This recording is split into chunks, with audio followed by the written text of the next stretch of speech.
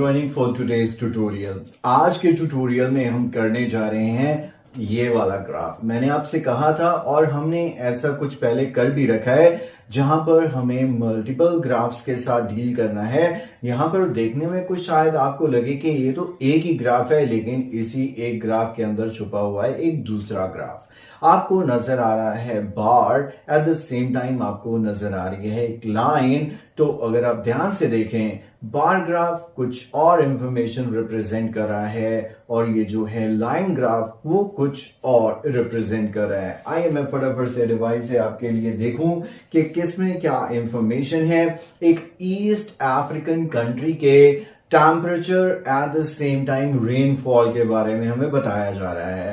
Temperature बता रहा है हमें ये लाइन ग्राफ और वहां पर स्पेसिफिकली मेंशन है। और अगर आप ध्यान से देखिए यहाँ का टेम्परेचर, आपकी ये वाली एक्सेस को इस्तेमाल किया इसने डिफरेंट टेम्परेचर्स को रिप्रेजेंट करने के लिए। उधर आपको नजर आ रहा है कितने मिलीमीटर जो है वो रेन हुई। एंड ऑफ कोर्स हमारा जो मेन एक्सेस है वहां पर इसने यूज किए हैं the 12 months of the year to make you understand कि एक पर्टिकुलर मंथ में कैसा। तो यहाँ पर मत एक्सपेक्ट कीजिए कि आपके पास टाइम आएगा, क्योंकि यहाँ पर वेदर है तो हमारे इंडिया का भी वेदर। यहाँ पर जून जुलाई में आपको गर्मी नजर आएगी, जुलाई अगस्त में आपको मानसून नजर आते हैं, दिसंबर जनवरी में ठंडा होता है और वो हमेशा ऐसा ही होता है। हाँ, कई बार प्रेडिक्टेबल अनप्रिडिक्टेबल होने लगा आजकल वेदर, पहचान में ही नहीं आता कि ये इतनी बारिश इस टाइम में कैसे होगी। जैसे इस बार अप्रैल एंड में, शुरू में या मार्च के एंड में काफी ज्यादा रेन हुई।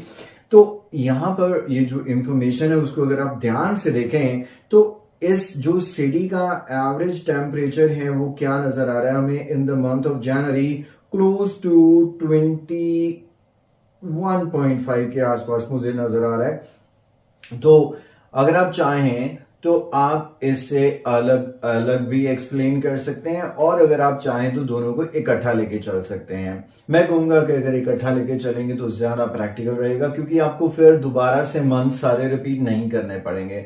अगर आपको नजर आए तो पहले 2 मंथ जो हैं we can say dry spell. Dry spell मतलब बिल्कुल ड्राई रहता है, बिल्कुल रेन आपको नजर नहीं आ रही है। और इस टाइम पर जो टेम्परेचर होता है वो होता है क्लोज टू 21 या 22 डिग्रीज। एंड विद दी जो मंथ जो है जनवरी से फरवरी मार्च होते होते ये टेम्परेचर इंक्रीज होना शुरू हो जाता है, मतलब समर सीजन सेट होता है यहां से स्टार्ट में। And by month of March the weather gets really hot and it reaches the highest temperature that is 24। हमारे तो हाईएस्ट 42, 48, 50 तक चला जाता है। मतलब यहाँ पे टेम्परेचर जो है मॉडरेट सा रहता है। लेकिन सिटी के हिसाब से यहाँ का टॉप या हाईएस्ट वेदर जो है वो 24 डिग्रीज का है, वो मार्च मंथ में हो जाता है। और similarly March is also the onset या beginning of the rainy period, क्योंकि मार्च में यहाँ पर तकरीबन 100 मिलीमीटर तक रेन होती है। और ये अप्रैल तक पहुंचते पहुंचते कितनी आपको नजर आ रही है, close to 280, which is also the highest rainfall, या April month receives highest rainfall in over the 12 months time period. उसके बाद you can see the same pattern के इसके बाद मई मंथ में ये रेनफॉल जो कम हो कितनी रह जाती है, और इसके बाद मार्च ऑनवर्ड कंटिन्यूअसली जो टेम्परेचर है वो डिक्रीज होता है टिल द मंथ ऑफ जुलाई। और ये ड्रॉप होके कितना रह जाता है, क्लोज टू 20 नजर आ रहा है। तो हम इसे भी यूज करेंगे कि it is the month with the lowest temperature of the year. And we can also say that June till September the temperature तो इतना कम रहता ही है, लेकिन it is also the driest period of the year. या once again there is no rain या no rain is recorded during this time. Then last अगर हम ईयर की बात करें तो ईयर्स के कुछ ब्रेकअप्स होते हैं, first half of the year, second half. ऐसे ही अगर 3 मंथ्स का हम लेके चलें तो first quarter, second quarter, third and the fourth quarter, तो यहां पर हम यूज कर सकते हैं। लेकिन लास्ट क्वार्टर में दोबारा से टेम्परेचर इंक्रीज करता है, इन द मंथ ऑफ अक्टूबर तक इंक्रीज होकर यहां पहुंचता है।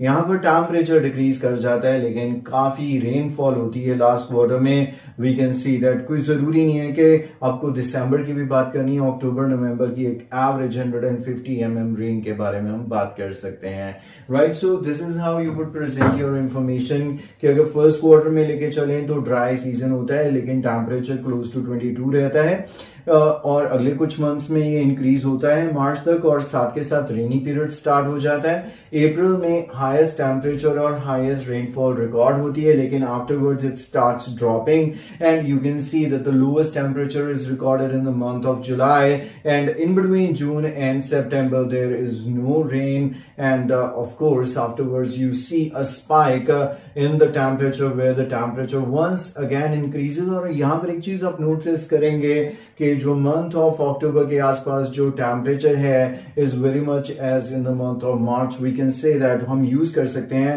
Again reaches the same, the temperature is again recorded as it is in the month of March। And once again, we can say that the last quarter also, once again receives rainfall, and it remains at an average close to 150 degree, though the temperature once again drops in the last quarter।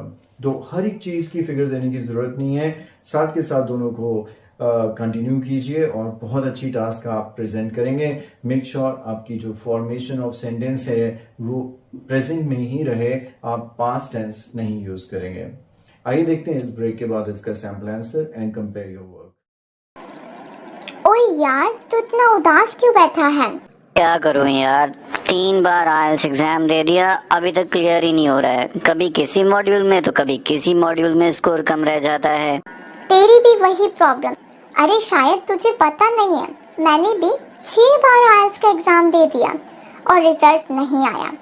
और finally मुझे YouTube से Ramandeep Singh sir के बारे में पता चला और मैं तो पहली वीडियो देखकर इम्प्रेस हो गई। और जब मैंने उन्हें कनेक्ट किया तो मुझे पता चला कि वो ऑनलाइन और ऑफलाइन दोनों मोड्स में ट्रेनिंग देते हैं। इवन उनका खुद का अपना इंस्टीट्यूट है मोगा सिटी में, जो मैंने ज्वाइन किया था, और मैं तुझे भी रेकमेंड करूँगी कि तू वहीं पर ज्वाइन कर। अगर तू मोगा सिटी नहीं जा सकता तो तू ऑनलाइन क्लासेस भी ले सकता है। अरे सच में क्या? फिर तो मैं रमनदीप सिंह सर को अभी कनेक्ट करता हूँ। हाँ कर ले, लेकिन मेरे से पहले कॉन्टैक्ट नंबर तो ले ले। All the best.